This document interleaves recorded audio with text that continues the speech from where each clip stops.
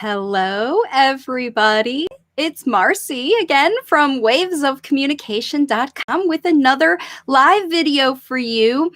I do my live Q&As here on YouTube every Monday. So if you are on your language facilitation journey and you have a question, this is the time to post your question, and you can post it in the comments anytime during this video, and I will get to the answers at the end. And today I am giving you 10 signs to know when it's time to stop your child's Tele-Sessions. So I know that right now, while everyone is social distancing, this is the solution that is provided to parents. The school district or clinic or ABA center or wherever it is that you have been working, they may have offered you the opportunity to work with a therapist online via a Zoom call or telesession of some kind. And that's, again, what's been offered. So what I'm going to do on this video is let you know when it's time to call it quits. Because I'm not saying that telesessions are bad for everybody, but in a lot of the feedback that I am getting from the parents who are following on my page and even seeing me, who are calling me to book strategy session calls to start to work with me, they are letting me know what's happening out in the world with them in their telesessions. And in some cases, the parents are using these sessions successfully and they're moving forward and helping their kids see progress. And other parents are just frustrated. They're starting to not want to do these sessions and they're wondering, what to do. If this is the only solution you have, do you continue to do it? Or at some point, do you call it quits and try to find a different solution? And I work with parents myself as a coach and consultant. My name is Marcy Melzer, for those of you who are following me for the first time. And my Waves of Communication platform is designed to not be working with the child. I work with parents and teach parents how to teach your kids. And that's why the parents who are working with me in my program are using this time to not have me work with their kids, but to learn how to do it themselves so they don't have to deal with these telesessions that are less than effective for their kids. So what I'm going to do on this video, again, like I said, welcome for everybody who's joining me for the first time, and welcome back to everybody who's been following me for a while. I know there's more and more new followers who are coming onto my platform now, so it is really helpful for those of you who do follow me to share this video with anybody who you come across who is complaining maybe about the fact that they didn't get a telesession, or they're looking for a telesession, or their telesessions aren't what they expected or what they hoped they would be. These are 10 signs that you can use to, even if you need a justification for yourself to stop it or to decide when is enough, because it is never advisable to stay in any kind of an intervention method with your child if it's causing more problems than it is causing progress. So that's what we're going to talk about here. And so I've got 10 of them written down on my notes, and I'm going to go ahead and go through them with you today. Number one, so these are for sessions that are directed where your child is expected to perform during the session. There is some expectation for your child to be there and be doing activities during the session. It's therapy, right? It's therapy for your child, so it should involve your child. That's what I'm talking about. I'm not talking about coaching sessions. I'm talking about therapy, teletherapy, where your child is expected to perform during the session. Here are some reasons to know that it is not working for you. Number one, your child has no social connection with the teacher or therapist. Most kids, this is not a problem. They like their therapist or teacher. They're excited to see them on the camera and, exchange those pleasantries. However, if your child does not have a social relationship with the person on the other side of the camera or the computer, then it's not going to be long-term successful for you. It is, in that case, shifted from a therapy session with your child to a coaching session for you because the child has no social interest even in responding to that person. So that's number one reason that your child-directed session is not anymore child-directed.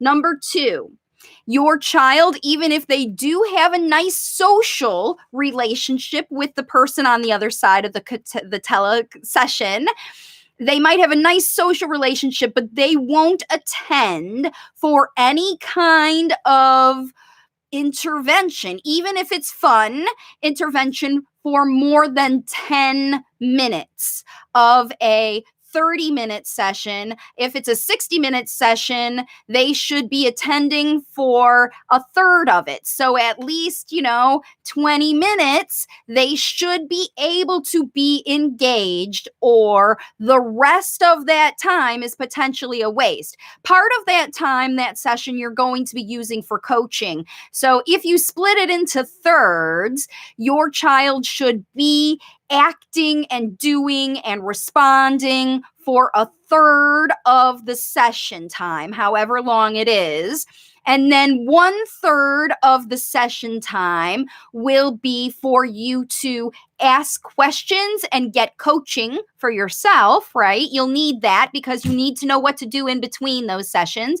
And then the third part of that telesession, that extra 20 minutes, is greetings, hellos, tech problems, getting connected, making sure you're unmuted, all of that. Literally a third of your session is going to be spending, typically in a typical telesession, can be spent with social pleasantries that aren't real work and actually connecting the session. So you don't have to expect your child to pay attention for the whole thing. That's not the criteria I'm talking about here. It's if they cannot be engaged and work for 1/3 of the therapy time, then it's a waste. Because if you can't even get that 1/3 of the time, what happens is the other 2/3 turn into trying to get the child to pay attention, and you miss out on the coaching time and all of that social interesting time is what is happening. So you're getting the social part and the connected part, but you're not getting the coaching that you need because you're too busy trying to get your child to pay attention for 10 minutes, and it takes 20 to 30% of that session to even get that to happen. So your child's not getting the work because they're not paying attention. You're spending your time, instead of getting coaching, trying to get your child to work. See? So it's just not working. At that point, it's time to let it go.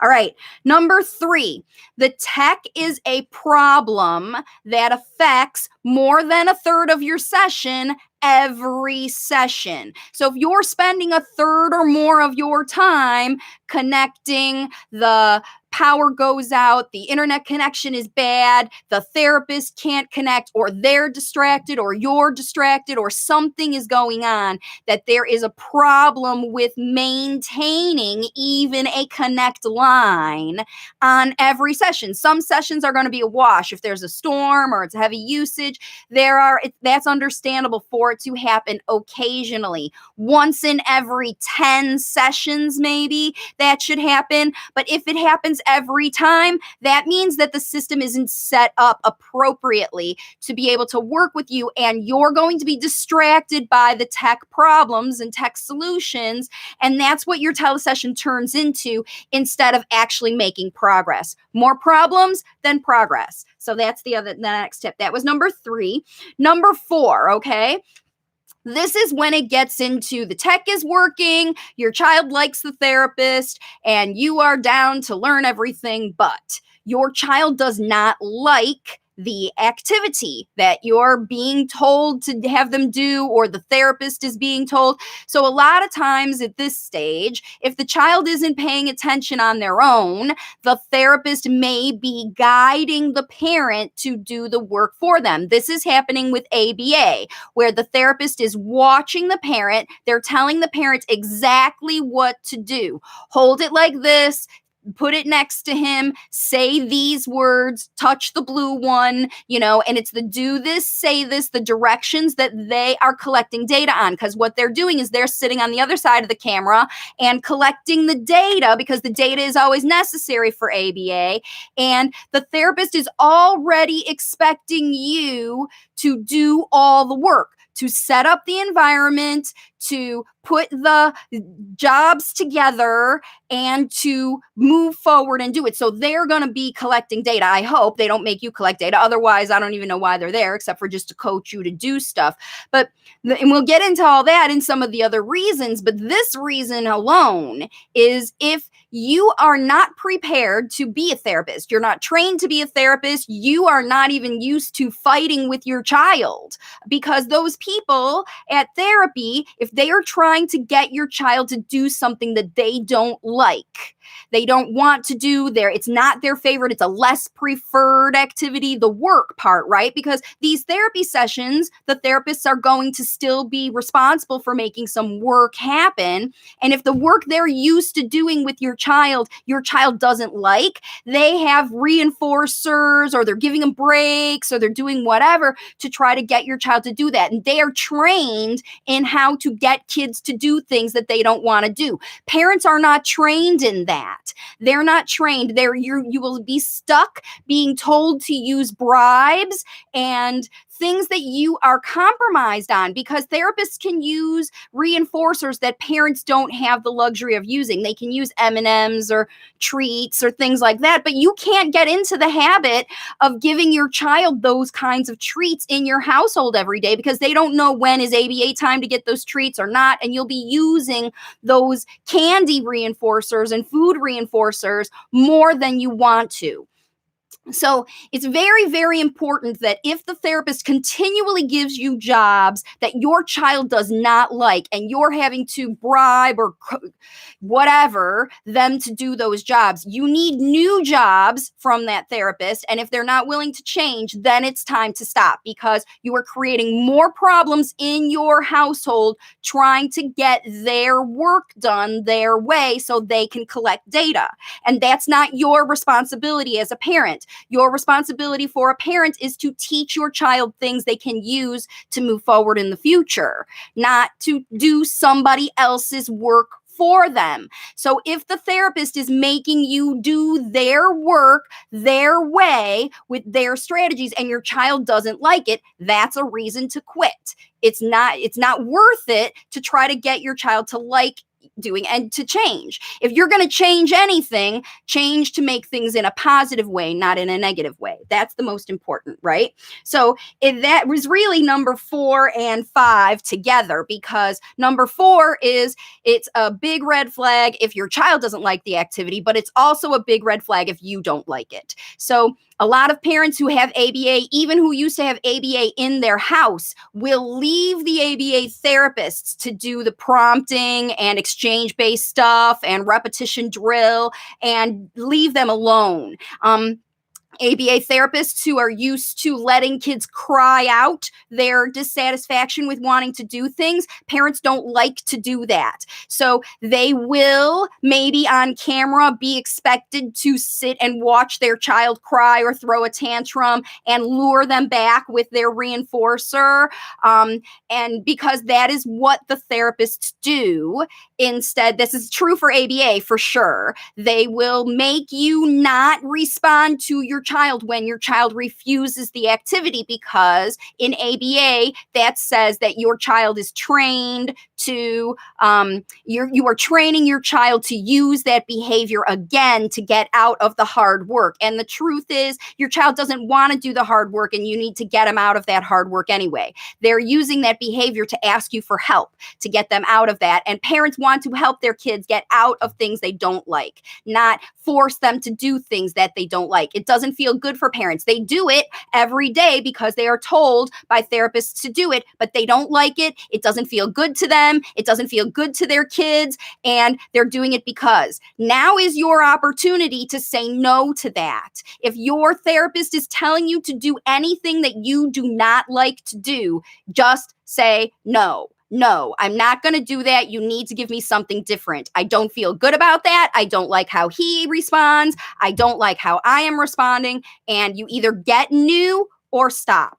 Because if you don't like the activity and your child doesn't like the activity, that means it isn't fun for somebody. And if it isn't fun, and you're too busy worried about trying to make force work to happen instead of enjoy the process. And with language facilitation, I recommend everybody enjoys every day of your life while you're teaching your child. You don't have to struggle through life to teach your child. You can teach them using fun. Parents are doing it all over the world using my program. So you don't have to do these things just because the therapist told you to do it. If you don't like it and your child doesn't like it, just say no. All right. Next one. We're up to number 6. These are 6 signs. These are 10 altogether. Signs that your teletherapy sessions, it's time to stop because they're not working for you. Okay. Number 6 is that the job that they are telling you to do is too confusing or complicated. So like I said, many therapists are great at being therapists, but they're not very good at being coaches because they're used to you dropping off your child at their center, them taking your child from you and being the one to go ahead and do their work with them. And they're not used to telling you how to do their job, and they're not used to telling anybody how to do their job. They just do it their way. So the only thing they can do when they get you on a telesession is to tell you how to do exactly what they do. And in a lot of parents, they don't like it. They don't want to do it that way, and it just doesn't work for them. Or it's too complicated. First, there's 5 steps in the process, because if you've got a child who's working, let's say, on a tablet system, or they're working on 3-step directions, or they're at a certain level and they're fading prompts, or, when things get complicated with these ABA things, those therapists make it look real easy when they just do drills over and over again. But there's a lot that goes into why they choose those drills, why they have these programs that they're working through that are step by step as kids developmentally ladder skills on top of each other. It's a complicated thing. That's why it's a big course of study to be a BCBA. And just try to explain all of that to someone else to do that job for them when they're not used to being a coach can be frustrating for someone on a parent's end, right? They just don't know how to move forward with it. So if that is what's going on and your therapist is trying to explain things to you and you keep asking questions and you're not getting it, or it's just feeling like it's too much or doesn't match, then it's time to quit. Okay. Number 7. And this is when you really know that it's time, is when the therapist is so rigid about what they're doing that they're not letting you modify the techniques at all. Because remember, the therapist's job is to get some kind of work going on here. And if they are so stuck in their way of doing things and you're resistant to that, and they are like giving you a hard time because you want to go and hug your child, or you don't want to do the same thing every day and you want to do something new, because you need to voice yourself. You can't just be a robot. You don't work for that therapist to be their assistant. You are your child's language facilitator. You're in charge of the thing. That therapist works for you. And and they're supposed to be helping you see success. If they are not doing that, if they are too owning that process, no, it has to be this way, by the book kind of folks who want to put the same book in front of everybody, or their book that they designed to work with your child in the center, they're trying to use that same book for you to work with your child by yourself at home. It's not the same playbook. It's not the same environment. It's not the same characters. It's not the same players, right? So you need to make sure that that therapist is flexible enough that when you say this isn't working and I want to do it this way, that they listen to your feedback and take those suggestions and tell you how to use the skills that you are good at, what you have been doing with your child. They need to listen to you, basically. And if they don't listen to you, then it's time to find something different to do. All right. And then the next one is number 8, is that the therapist is not giving you any tools to use between the sessions. That the session is all about, let's get through this half hour, 2 hour, whatever period of time we have together. And at the end of the session, there's nothing more than, all right, I'll see you next time. You need, like I said at the beginning of this video, to spend at least 1/3 of your session, a whole third of the time, getting strategies that you can use to get the skills that they designed for you to work on in your session. How can I, as a parent, initiate, facilitate these skills in my child's life while I am home with them during my everyday activities? You need to get that stuff from the therapist, or this session is going to be, they're going to fade out fast, right? Because your child's not going to want to pay attention. You're not going to be wanting to do things, and they're not helping you over and over and over again. So if your therapist does not give you, first of all, you have to ask, okay? If you don't ask, then it's your fault that you're not getting them. And that's going to cause your Tele-Sessions to break down. Because remember, these problems can happen on both sides. It's not just the therapist, it's you and the therapist matching. It's the intervention working well for you, being the innovator and implementer and all of that,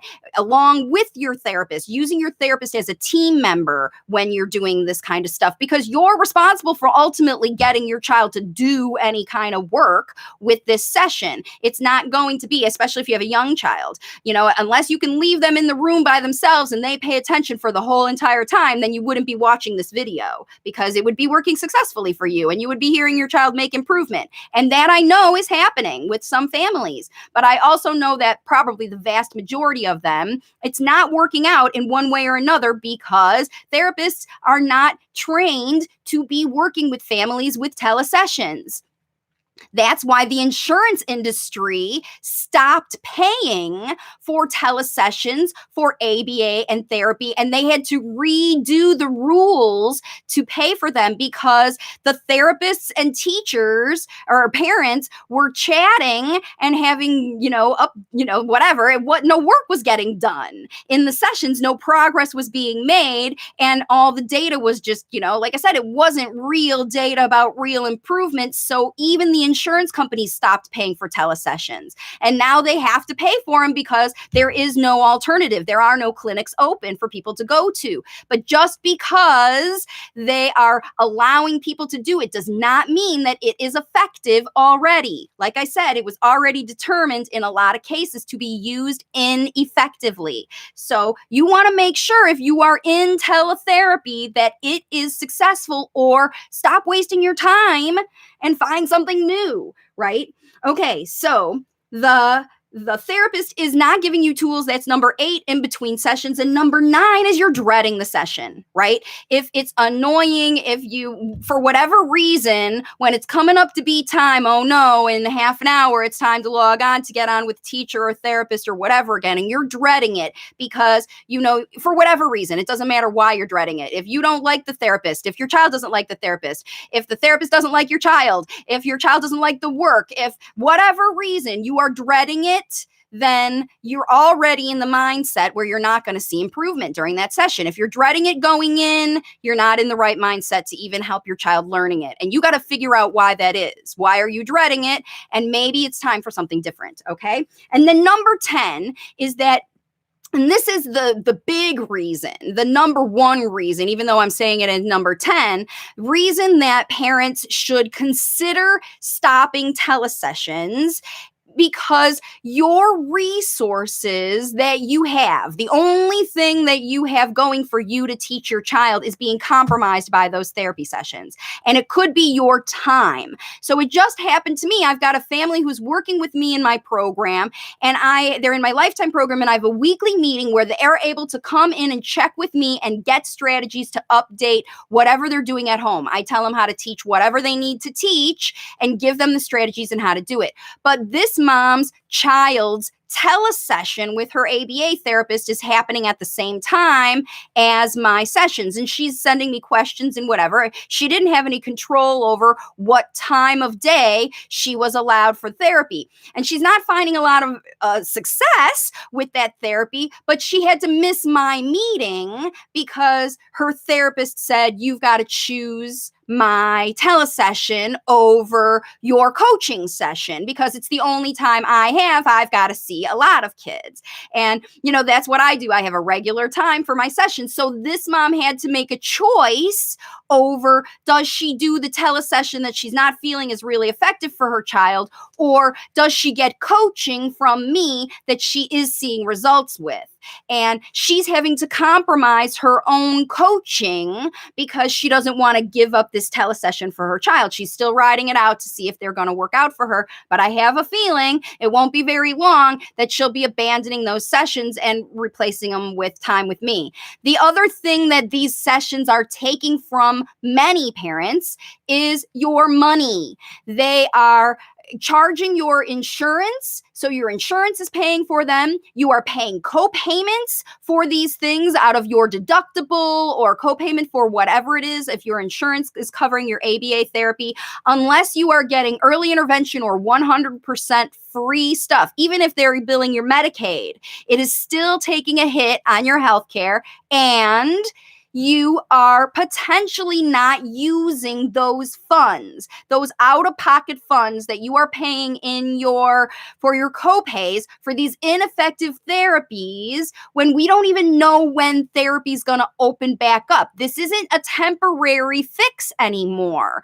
We have zero idea as a country when the next time schools will open, clinics will open, ABA will be available. We just don't know. As a country, in the US anyway, and I know in the world, there are places that are even behind the US as far as the evolution of the virus. So if you are dropping your money on co-payments in therapy sessions that are not effective, you could instead be investing that money in getting coaching. And I have coaching programs. You could buy my book. Literally, you could learn how, in my book that's upside down, you can learn how in this book to go through the process. If it isn't fun, it isn't fun. It's available on Amazon and Audible for those of you who don't know me. And this is it. This is what my book is. I also have a website, wavesofcommunication.com. And I just did a video where I put it out here on YouTube, so you can search it right when you're done with this to see about how to actually develop your own plan. Because the problem with these things is, maybe the telesession's not working for you. Maybe it is breaking down, but we don't have anything else. What else are we going to do? And the solution to your problem, if your telesession is not working out for you, obviously is to make a change. And to make a change that works for you, you have to have a plan. Because right now, the therapist, you're relying on the therapist to make some kind of plan, to give you activities that are going to hopefully see some improvement and teach your child something. That's the whole point of wasting your time, not wasting your time, spending your time, I guess, watching videos like this. I mean, you're watching and learning so that you can help your child yourself. Right? And you want to make sure that all the time that you spend learning is effective to help you. So if you invest your money, the same copay money, in telesessions where the therapist isn't teaching you how to help your child, you could spend that money working with someone who is going to teach your child. And you have to look for a therapist who is a coach, who talks about coaching, who talks about educating parents and implementing things in their life, not about owning the responsibility as a therapist. Here I am on our next telesession to fix your kid for you. You can't assume that those people are able to fix your kid for you, because they're not. You are much better at doing that yourself as a parent. I've proved that with parents in 12 countries, more than 100 parents all over the world. So there's Oleana and Susan for joining. Thanks for joining and saying hello, ladies.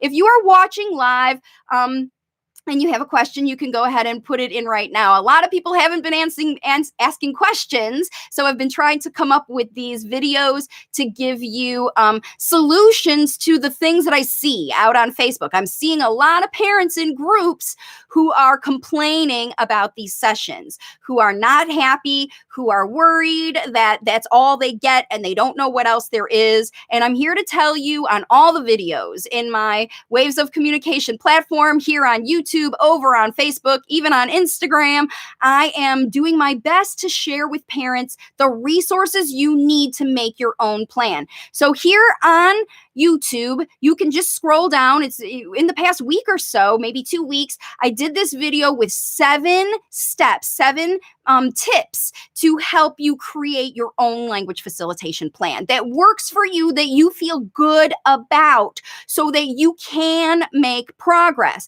Because just because school's closed, therapy's closed, all of that stuff, those buildings are closed, and those therapists don't know how to work online, doesn't mean that you can't learn how to help your child. Just because the situation of the world is as it is, doesn't mean that you can't overcome whatever is going on in your household and teach your child to talk, and even use the activities that you are stuck inside doing, or the limited things that you can do outside, to teach your child better, faster, and all day long while you're home with them using language facilitation. That's what this is all about. And that's why I went ahead and made this video for you today, to give you some ideas to feel better. And don't feel bad. I mean, I know that it is your therapist and ABA center's livelihood, right? They can't work the way they used to be able to work in their clinics. And I do have empathy for them, but I don't think it's right for anyone to try to make a parent do something that they don't like, that their child doesn't like, that they don't feel is working, just because they don't have anything else to offer you. I don't think that's right. I think that parents nowadays, they have the internet and everybody's out looking for different solutions. And that's probably how you got to find this video. So I just want to assure you that here on my Waves of Communication platform, I have resources for parents all over the world at whatever budget. The book is, later on this month, there's a deal going on where you're going to be able to get it for only $2. There are free ways to learn how to teach your child in a targeted way here on my YouTube channel. So you can do this, moms and dads. You can really feel okay to say goodbye to intervention methods, whatever they are, that are not working for you, and use your resources that are around you, your family, your friends, your the people that are inside your house, and even getting some coaching from someone to help you learn how to do that in your home. That's going to be where you're the most effective. And if you don't want to get coaching, get creative and make up your own ways to teach your child, because these will be even more effective than anybody else's telesessions where they're telling you to do things you don't want to do. Because ultimately, if it isn't fun, it isn't fun. And if it isn't fun, then it is time to change and find something different to help your child. My Waves of Communication resources are here to help you, and I wish you the best of luck on your language facilitation journey. I hope everyone stays well, stays inside, wipes down all your stuff, keeps stuff clean, and when all of this is over, I have a feeling that there's going to be a lot of people watching these videos who are going to see a lot better talking when their kids go back to those therapies, if they even do, because parents are the best language facilitators.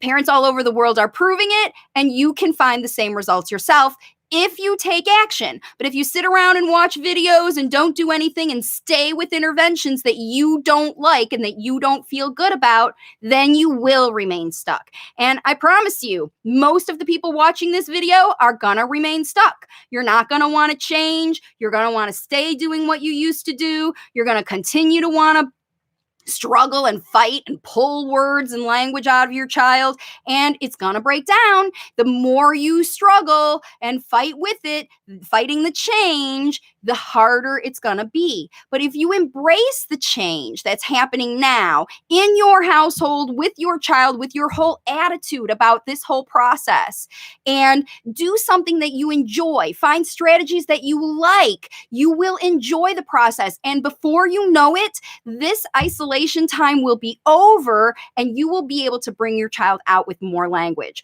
But it's not going to happen by magic, I promise you. It's not going to happen by paying somebody else to do it for you. It's only going to happen if you take the action to do the work yourself. Otherwise, you're stuck with what you have. Remember, what you have invested your time, money, effort in up until this moment has gotten you the results that you have. And if you're happy with those results, then keep on doing what you're doing.